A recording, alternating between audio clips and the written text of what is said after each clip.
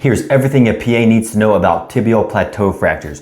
What do you look for in the x-rays? What are the can't miss physical exam findings? And when do these patients need surgery? I'm a practicing orthopedic surgeon. I work with PAs every day, and over the last week I've looked at every major article, watched all the major videos, and I've broken everything down into an 11-minute video so you can feel comfortable managing tibial plateau fractures. What is a tibial plateau fracture? If there's one thing to take away is that a tibial plateau fracture is a soft tissue injury first, and there happens to be a fracture underneath. So think soft tissue, soft tissue, soft tissue. Here's a normal knee x-ray before we get into the abnormals. Here is the lateral plateau surface here. Here is a medial plateau surface here. On the lateral view, here is the medial plateau surface here, and here is the lateral plateau surface. You want to check to see if it's rotated properly. Is the fibula just slightly overlapped by the tibia, or the femoral condyles lined up? I appreciate the two tibial spines here, which have implications later on. You want to make sure the medial femoral condyle is lined up with the medial tibial condyle, as the lateral femoral condyle lined up with the lateral tibial condyle. You cannot talk about tibial plateau fractures without talking about the Schatzker classification. So type 1 is just a lateral split. Type 2 is a lateral split with a joint depression. Type 3 is a lateral joint depression only. Type 4 is an isolated medial plateau. Notice that the medial is much more high energy than the lateral plateaus.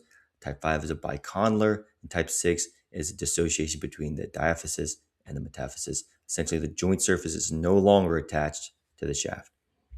But there are some fractures that do not fit the Schatzker classification. Look at this x-ray. We have a fracture line here, maybe possibly a fracture here. But if you look on the lateral, that's where the real problem shows itself. Here on this plane, the coronal plane, we have this fracture, which does not fit in the Schatzker classification. Here's another fracture. Well, it starts on the lateral plateau, but it exits sort of out medially. Is this a Schatzker 1? Is this a Schatzker 4? Well, it's sort of hard to say. And look at this one. We have a depression, but it's the very, very lateral edge of the joint surface. Does this act the same way as a type 3 Schatzker? Well, not really. So to solve this, we have the Moore classification, which was later updated by Hull.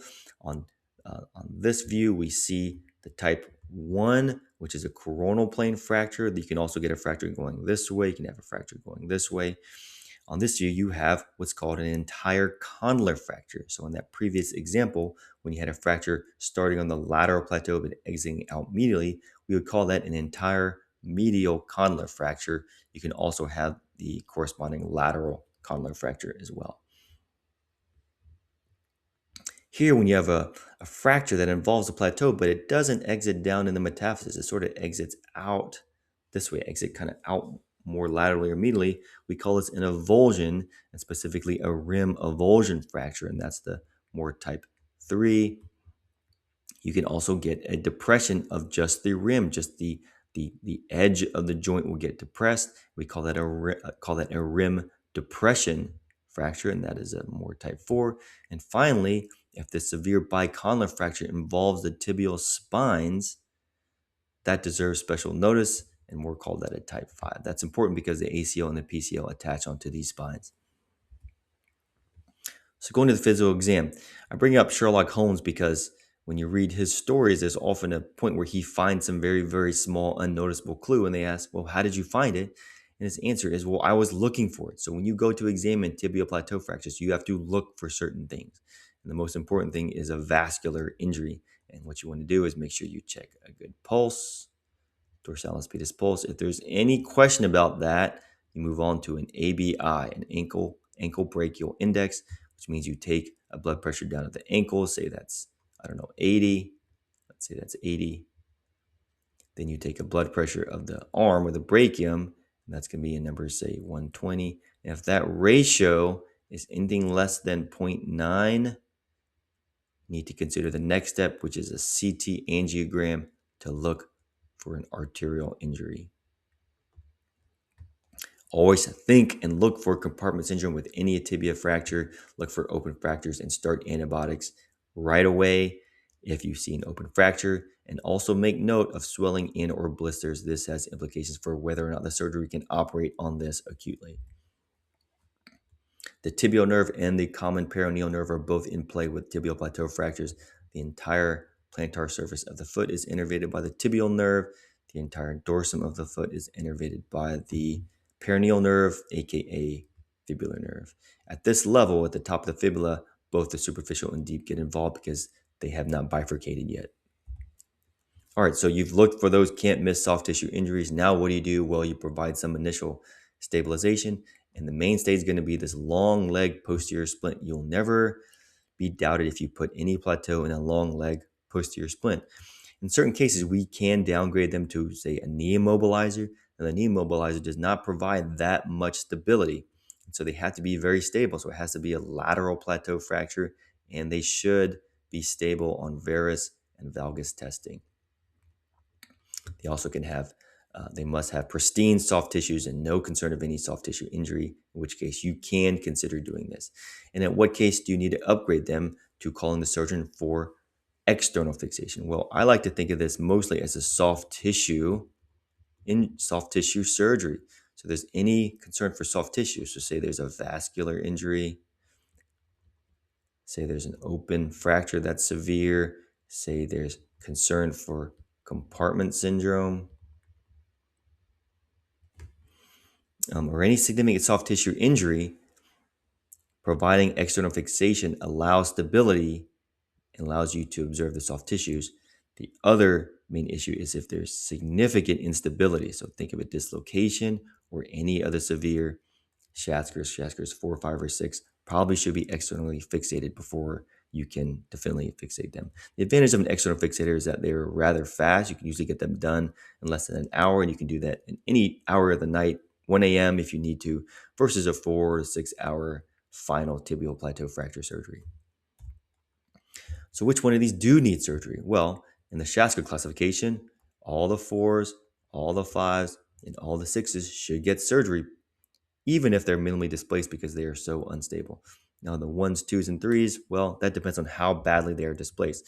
Looking on the CT scan, we have depression of the joint surface. And at what point does this become a problem? As in, they get post-traumatic arthritis, they need a knee replacement down the line. Well, depending on what study you read, most people will agree that greater than 4 millimeters, you should try to go in and reduce that joint surface. And on this view, there's not too much depression, but there is significant displacement of this lateral plateau, namely these condyles. So if you look at the lateral femoral condyle and the lateral tibial condyle, there is quite a significant displacement here. And generally speaking, if it's 5 millimeters or more, you should try to correct that. And finally, with varus and valgus instability with these fractures, stabilizing the bony anatomy will help these soft tissues heal. Here we have a valgus exam showing significant compromise of the medial structures here. So this would be an indication for surgery. You can see X-fix pinholes here. So this is from Ortho Bullets. Indication for open reduction and internal fixation, like we talked about. Articular depression, probably greater than 5 would be reasonable. Condylar widening, the varus valgus instability. All medial plateaus and all bicondyles should get surgery. Timing of surgery is very important, both in real life and on an exam like the CAQ. You can operate these immediately in certain circumstances. If the soft tissues are pristine, so there's no significant bruising, the skin wrinkles when you try to wrinkle it, there's no blistering, there's no open fractures, you can consider operating on these immediately. These usually happen in a low energy or elderly population, but these can be done acutely in these situations. Most other situations, they should be delayed, and depending on what paper you read, between 8.5 and 15 days. And typically, we're going to temporarily fixate them in this external fixator, let the soft tissues heal until the skin is ready for open reduction, internal fixation. And what are our definitive treatment options? Now, the mainstay is going to be plates and screws, plate osteosynthesis, and that includes patients over the age of 65. There are several well-done studies that show even elderly osteoporotic patients have good results with plate osteosynthesis. There is some increased interest in limited fixation. So you put them in the circular external fixator and you use percutaneous fixation techniques like these percutaneous screws, these percutaneous pins to avoid additional soft tissue injury while still providing some skeletal fixation. And finally, knee replacements. Well, Sounds like it makes sense. If we have crushed hip fractures, we do hip replacements.